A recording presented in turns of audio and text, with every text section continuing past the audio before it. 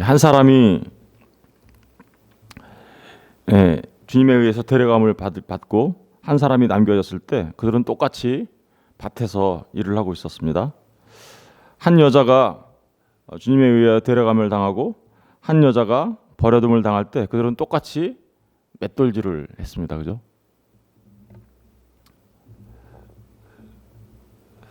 이 두 사람이 이렇게 분리가 일어나는 것은 하나님 백성과 하나님 백성이 아닌 자들이 엄격하게 분리될 것이라는 것을 우리에게 말해주고 있습니다. 그런데 참 이상하죠? 똑같은 일을 하고 있잖아요. 똑같은 일을 하고 있는데 한 사람은 데려감을 당하고 한 사람은 남겨지고 있어요. 똑같이 맷돌질을 하고 있는데 한 여자는 데려감을 당하고 한 여자는 남겨졌어요. 그러니까 깨어 있어라. 이게 무슨 말이에요? 그러니까 깨어 있어. 그러니까 이게 그러니까라는 말은 그러니까 뭔가 깨어 있어야 되는 이유잖아요. 깨어 있어야 되는 이유는 정확하죠. 분명하게 하나님의 백성과 하나님의 백성 아닌 자들이 분리가 될 거다. 그죠? 그렇다면 깨어 있으라는 말은 무슨 의미일까요? 어디 보세요. 여기 지금 똑같이 일하고 있잖아요. 똑같은 일을 하고 있잖아요. 그러니까 어디 하나님의 백성은 다른 일을 하고 세상에서 하는 일들 그런 거 직장 생활도 그만두고 무슨 뭐 세상 사람들이 하는 일도 다 그만두고 어디 따로 한 군데 모여서 주님 오실 날을 막 기대하면서 그렇게 하고 있으라는 거 아니겠죠. 그죠? 똑같은 일을 하고 있다니까요. 똑같은 일을 하고 있는데 두 남자 사람 중에서 데려감을 당한 사람은 어떤 거예요? 깨어 있었던 사람이죠. 그죠? 그리고 맷돌질을 똑같이 하고 있는데 데려감을 당한 여자는 뭐 한 사람이었어요? 깨어 있는 사람이었어요. 그렇다면 깨어 있다라는 의미가 뭔가 우리가 특별한 일들을 하는 거에 있는 것이 아니라 그죠? 특별한 일을 하는데 그 깨어 있음이 있는 것이 아니라 어떤 일에 있는 걸까요? 나의 존재가 하나님의 백성인가 아닌가에 달려 있는 거죠. 세상에서 살아가는 동안에 내가 무슨 특별한 일을 하면서 막 어떤 일을 하면서 있는 것 자체가 깨어 있는 것이 아니라 내가 하나님의 백성으로 맷돌질을 하고 있느냐, 내가 지금 하나님의 백성으로 밭을 갈고 있느냐의 문제예요. 하나님의 백성이 아니면 무슨 일을 해도 그는 깨어 있는 자가 아니죠. 그런데 하나님의 백성이라면 밭을 갈고 있든 아니면 맷돌질을 하고 있든 직장에 출근을 했던 아니면 운전을 하고 있던 무슨 상관이에요, 그죠? 그러니까 깨어 있다라는 말의 의미는 내가 무슨 일을 해야만 된다라는 의미가 아니라 내가 누구냐에 관한 거죠, 그죠? 내가 누구냐. 이 깨어 있으라는 말, 그러니까 주님이 오실 때 도둑같이 올 거야. 도둑같이 온다라는 얘기. 그러니까 도둑같이 오니까 그 올 시간을 알았다면 집주인이 도둑 안 맞은 것처럼 너희가 항상 그러니까 어떻게 하고 있어요? 준비하고 있어. 이 얘기는 도대체 무슨 얘기일까요? 그러니까 너는 항상 하나님의 사람으로 살고 있어야 되는 거예요. 하나님의 백성으로 너희 존재가 되어 있음을 말하는 거죠. 그렇다면 우리가 깨어 있는 얘기는 우리의 힘으로 될 수 있는 문제가 아니죠, 사실은. 우리가 어떻게 하나님의 백성이 되겠어요? 그것은 하나님의 은혜가 아니면 안 되는 거죠. 이 얘기는 하나님의 은혜 받은 자들이 깨어있는 자들이야 라는 말이에요. 다시 말하면 성령님이 찾아오셔서 우리 안에 내주하시고, 그죠? 우리로 하여금 우리의 삶을 돌이켜 하나님 앞에 회개하고 하나님을 믿는 자들, 그죠? 그 사람들이 곧 그러니까 뭐예요? 깨어있는 자들이다 라고 말할 수 있는 거죠. 사람들은 깨어있으라고 하니까 내가 뭔가를 막 하고 뭔가 특별한 일을 하고 어디 특별한 장소에 가서 모여있고 거기서 뭐 막 이렇게 하고 있어야 그게 깨어있는 걸로 착각하는데 그렇지 않습니다. 무슨 일을 하든 상관이 없어요. 다만 나의 존재가 하나님과 함께하는 하나님의 백성인가, 내 안에 성령님이 계시고 그래서 내가 하나님의 백성의 존재로서 살아가고 있는가의 문제인 거죠. 여러분, 이 이야기들을 좀 더 쉽게 생각해 보려면요, 우리 아까 주와 함께 길 가는 것 즐거운 일 아닌가? 그 마지막 4절에 보니까 옛 선지자 누구처럼요? 에녹같이 에녹 얘기가 나오죠. 우리 에녹 얘기를 좀 생각해 보면 깨어있다라는 게 뭔지 금방 알 수 있어요. 우리 창세기 5장 잠깐 가서 볼게요. 창세기 5장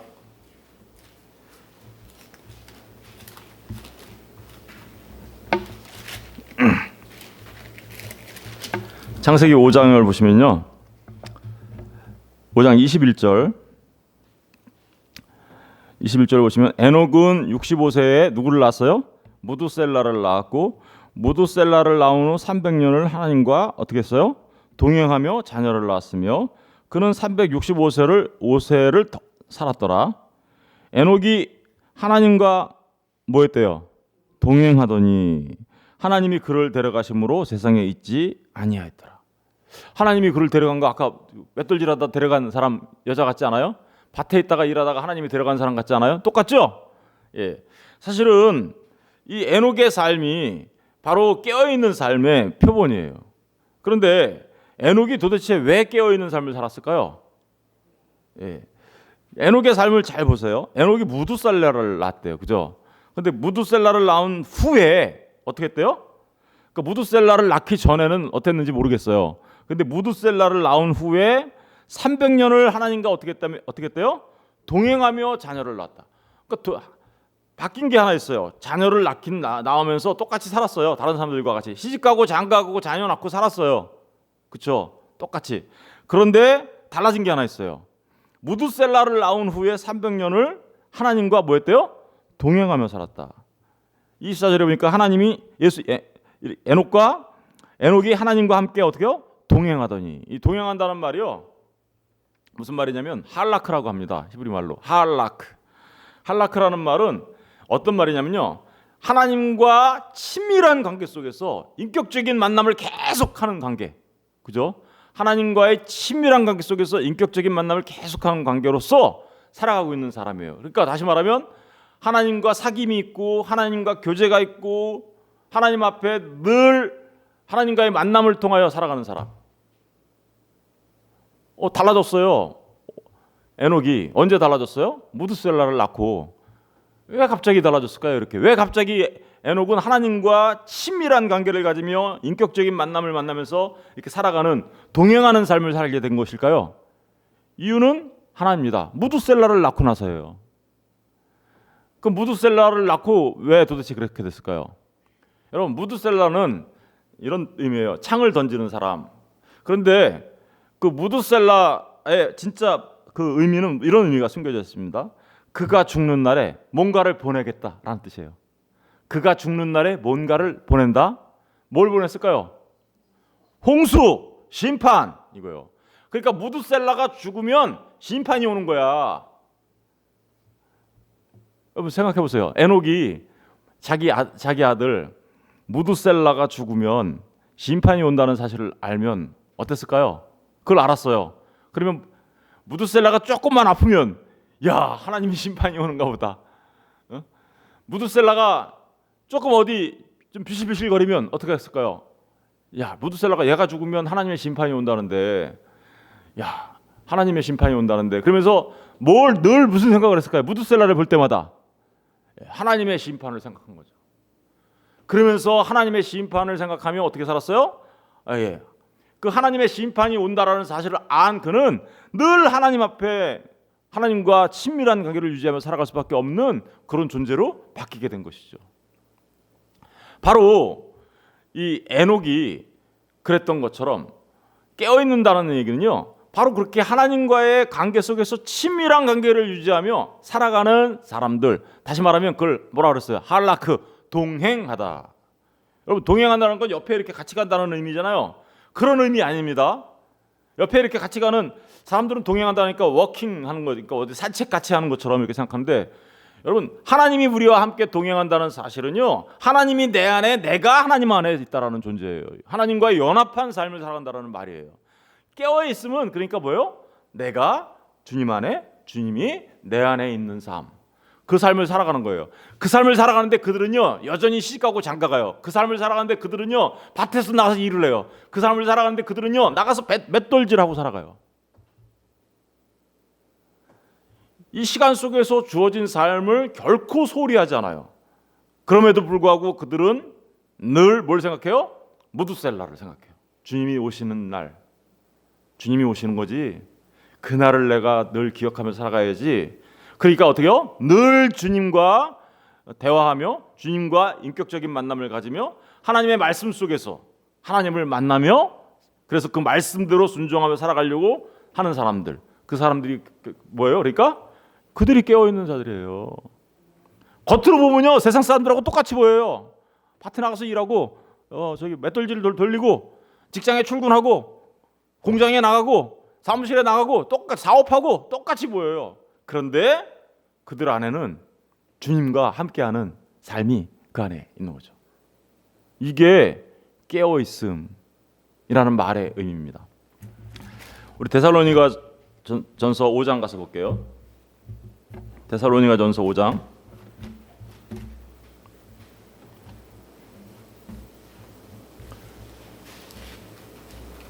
데살로니전서 5장 다시 보시면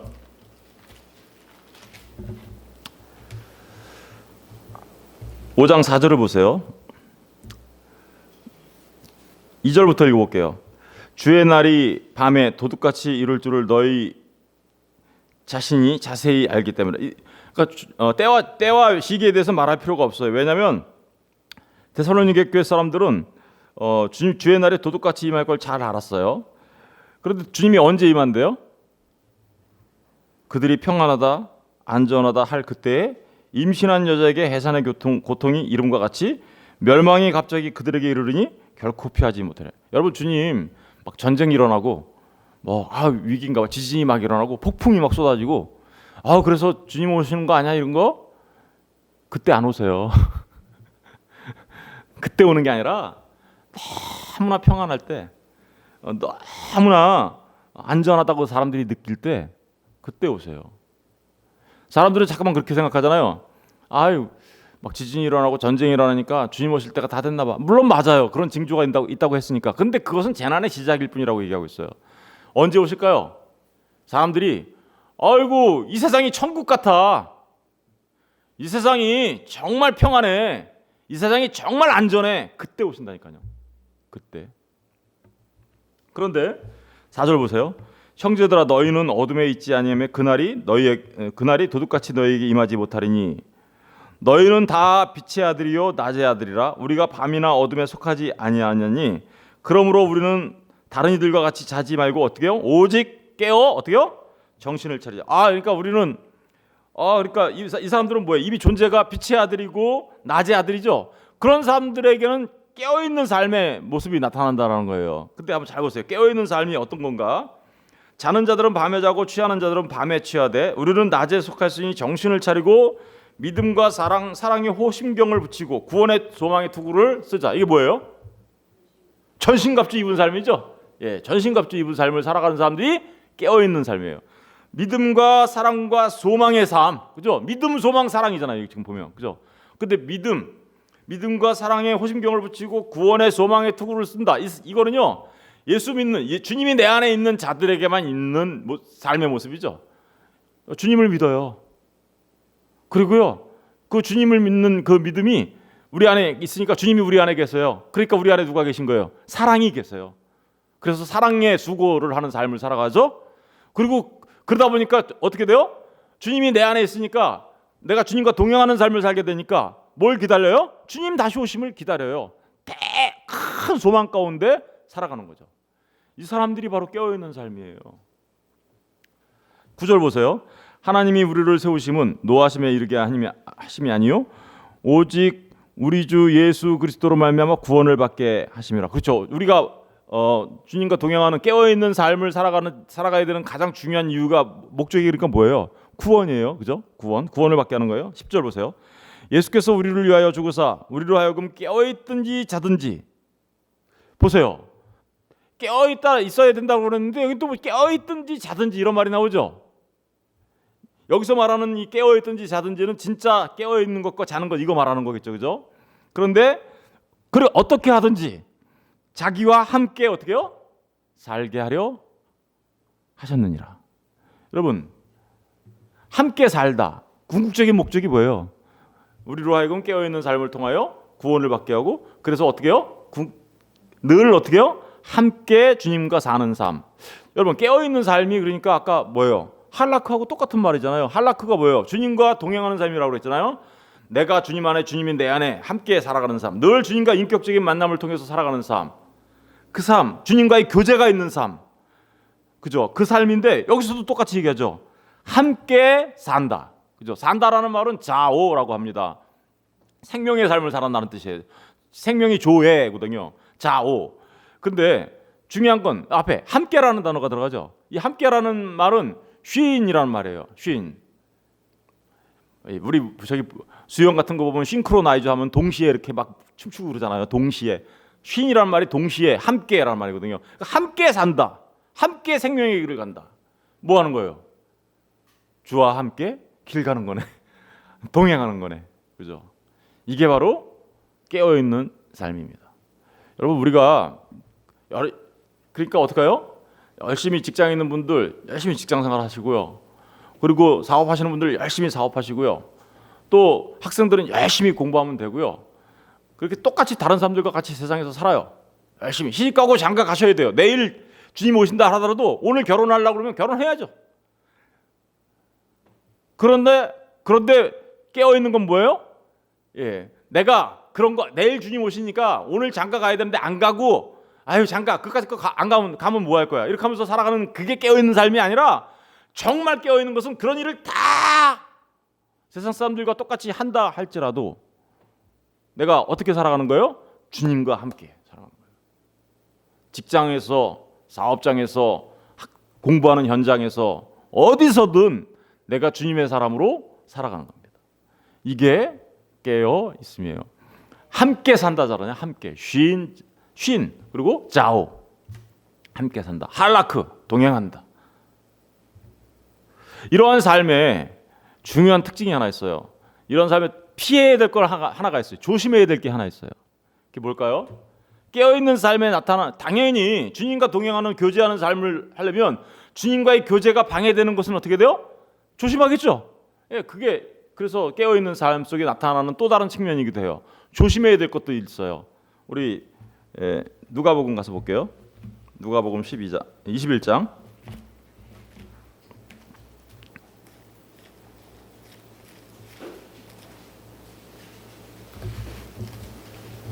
누가복음 21장 가서 보세요. 21장 34절.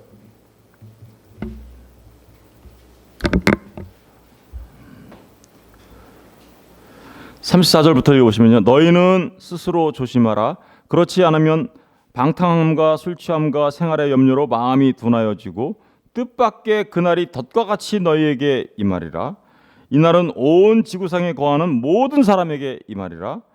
이러므로 너희는 장차 올 이 모든 일을 능히 피하고 인자 앞에 서도록 항상 기도하며 어떻게 해요? 깨어 있으라 하시느니라. 항상 기도하며 깨어 있어야 되는 궁극적인 목적이 뭐예요? 인자 앞에 서는 겁니다. 그죠? 아까 이 인자 앞에 선다라는 거는요, 히스테미라고 하는데요. 서다, 히스테미. 사실은 언약이라는 의미가 있고요. 기둥을 세우다, 십자가를 세우다, 이런 말이에요. 그러니까 다시 말하면 무슨 얘기예요? 주님과의 관계 속에서 주님과 함께 서는 그 언약 관계가 있는 사람들, 그런 사람들을 말하는 건데, 그러면 항상 여기서 그런 사람들이 피해야 될 게 뭐가 있어요? 예, 방탕함과 술 취함과 생활의 염려죠. 예, 그것 때문에 뭐가 된다는 거예요? 마음이 둔하여지고 뜻밖의 그날이 덕과 같이 임한다잖아. 이런 사람들은. 그러니까 주님과 함께 동행하지 않는 삶, 깨어있지 않은 삶의 특징은 뭐냐면요, 방탕함과 술 취함과 생활의 염려입니다. 그런 삶이 주님과 동행하지 않고 있다라는 증거예요. 그러면 이 방탕함과 술 취함과 생활의 염려, 이게 무슨 뜻일까요? 여러분, 이 방탕이라는 말은요, 크라이팔레라고 합니다. 헬라 말로 크라이팔레라고 하는데요, 이런 뜻이 여기 들어가 있어요. 뭔가에게 미쳐버렸어요. 원래는요, 이게 원래의 뜻은 이런 뜻이에요. 원래 이게 술 좋아하신 분들은 경험해봤겠지만 이런 거죠. 전날에 술을 엄청 많이 먹었어요. 술을 엄청 많이 먹었더니 어떤 일이 벌어져요? 속이 메스껍고 토할 것 같고 머리가 현기증이 빙빙빙빙 나고 이러는 현상 있죠. 그걸 뭐라 그러더라? 한 단어로? 숙취. 숙취가 같은 현상이 막 일어나는 거죠. 안에서 막 메스껍고 토할 것 같아요. 그리고 머리가 막 뒷골이 땡기고 막 이런 그래가지고 이게 그런 상태, 현기증이 나고 막 이런 상태, 그런 상태를 이 크라이팔레, 다시 말하면 방탕이라고 합니다. 그러니까 이 말을 다른 말로 바꾸면요 이런 거예요. 무엇인가에 취해가지고요, 무엇인가에 취해서 발작이 일어나는 현상, 발작 같은 게 막 일어나는, 이 무엇인가에 취해서 정말 정신을 못 차리는 상태, 그런 상태를요 방탕이라고 합니다. 여러분, 이 얘기를 우리의 신앙에 접목시켜보면 이런 뜻이겠죠. 예수 믿는 사람들이요, 예수에 미쳐야 되는데 다른 거에 미쳐 있어요. 예수 믿는다고 하면서. 그러면 뭐 한 거예요, 이 사람? 다른 거에 취해 있는 거죠. 그거를 방탕이라고 하는 거예요. 예수님을 믿는데요, 세상 쾌락을 더 쫓아다녀요. 예수님을 믿는데요, 세상이 더 좋아. 예수님을 믿는데 어떤 이념에 취해 있어요. 무슨 주의에 취해 있어요. 예수님을 믿는데요, 취미 생활에 취해 있어요. 난이 자아도취에 빠져 있어요. 뭔가에 중독돼 있어요.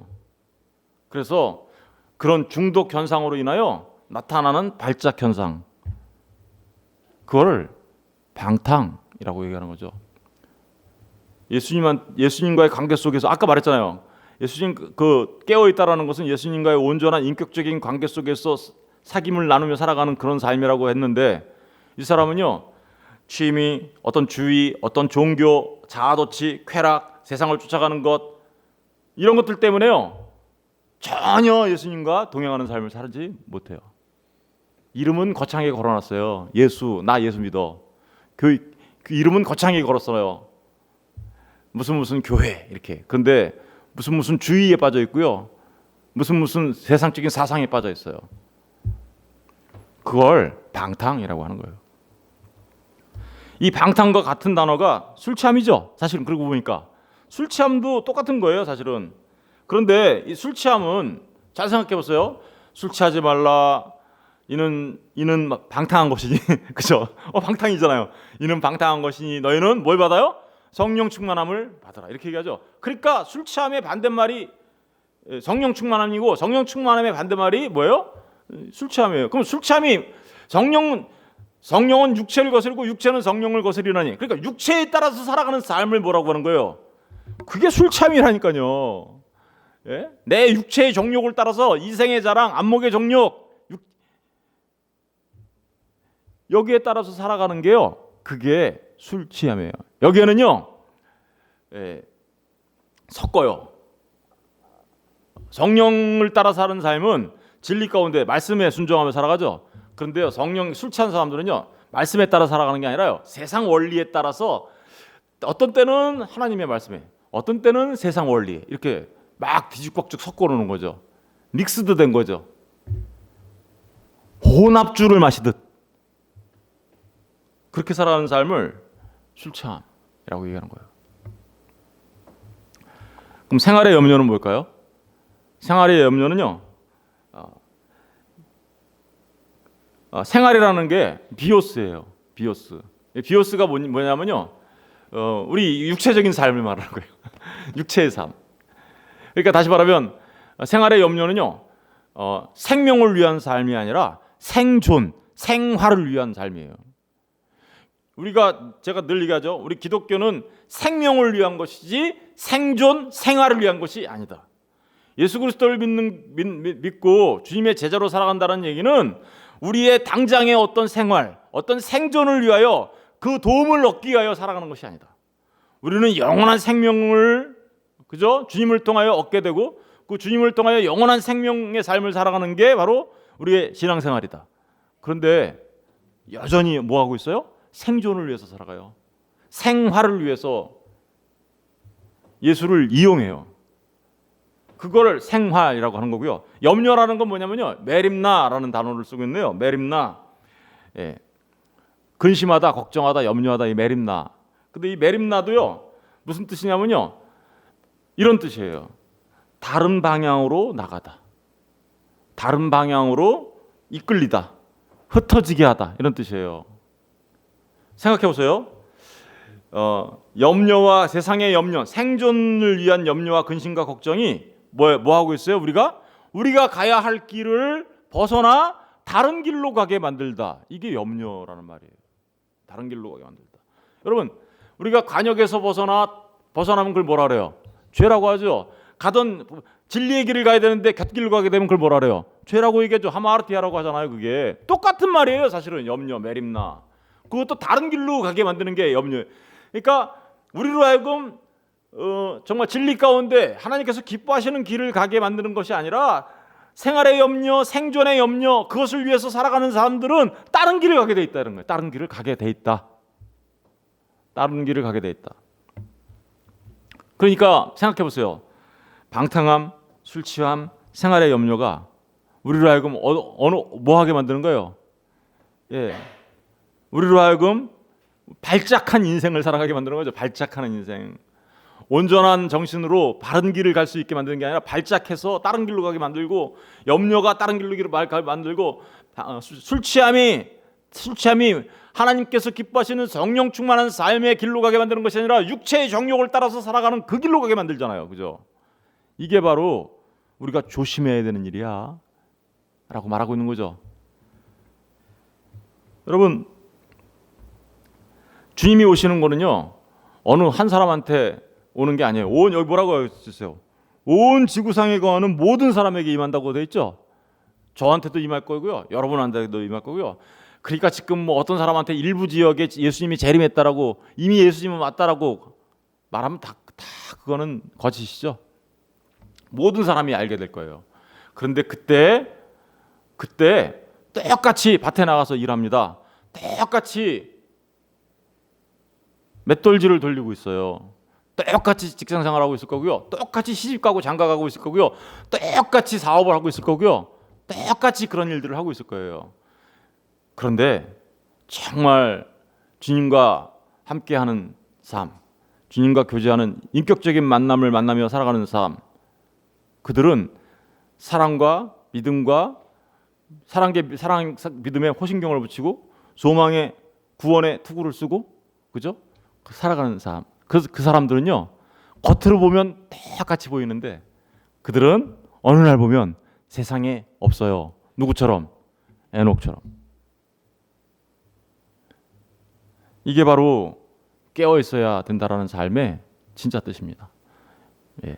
저는 저와 여러분이 정말 주님과 함께, 한마디로 얘기하면요, 내가 주님 안에 있는 삶, 주님이 내 안에 있는 삶, 그 삶이 깨어 있는 삶입니다. 저와 여러분 모두가 깨어 있는 자로서 살아가시기를 주의 이름으로 축원드립니다. 기도하겠습니다.